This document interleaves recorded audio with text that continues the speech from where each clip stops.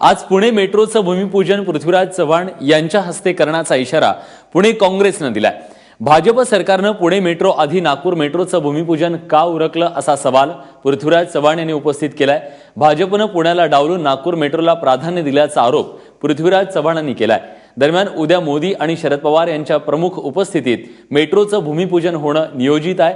त्याआधी काँग्रेस आजच भूमिपूजन उरकणार का हे पाहणं महत्त्वाचं आहे।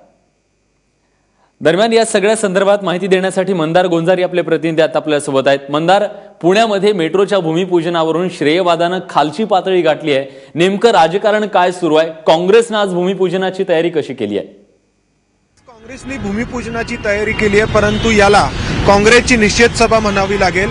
स्वारगेट परिसरामध्ये ही निषेध सभा होते आहे आणि या निषेध सभेच्या माध्यमातून काँग्रेसच्या पुण्यातील महापालिकेच्या निवडणूक प्रचाराची सुरुवात देखील होणार आहे। या ठिकाणी पृथ्वीराज चव्हाण येणार आहेत, त्याचबरोबर विरोधी पक्षनेते राधाकृष्ण विखे पाटील असणार आहेत आणि पुण्यातील स्थानिक नेते।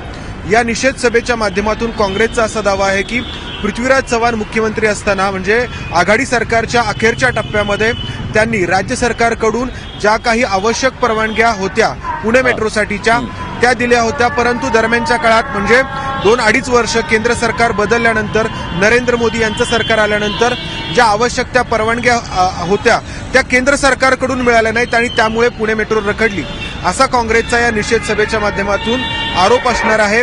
या ठिकाणी पुणे काँग्रेसनी स्थानिक नेत्यांनी जरी भूमिपूजनाची तयारी केली असली तरी या ठिकाणी भूमिपूजन होईल का हा एक प्रश्न आहे, मात्र निषेध सभा असणार आहे। आपल्या सर्वांना ठाऊक आहे की उद्या नरेंद्र मोदी आणि शरद पवार यांच्या उपस्थितीत सरकारी कार्यक्रम होणार आहे। तो कार्यक्रम असणार आहे पुण्यातील जे कृषी महाविद्यालय आहे त्या महाविद्यालयाच्या परिसरामध्ये तो कार्यक्रम असणार आहे।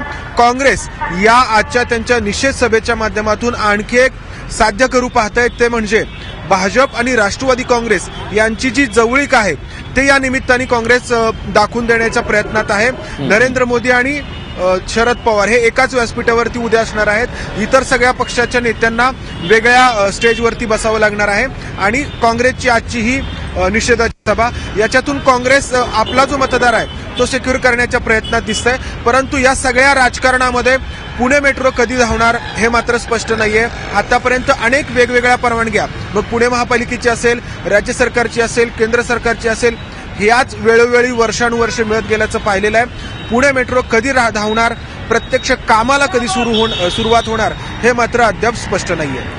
बरोबर, आणि निश्चितपणे पुणेकरांना हेच हवं आहे, भूमिपूजन कोणीही करा पण आम्हाला लवकरात लवकर मेट्रोचा प्रवास मिळाला पाहिजे, हीच भूमिका पुणेकरांची असणार आहे। धन्यवाद तुम्ही दिलेल्या सगळ्या सविस्तर माहितीबद्दल।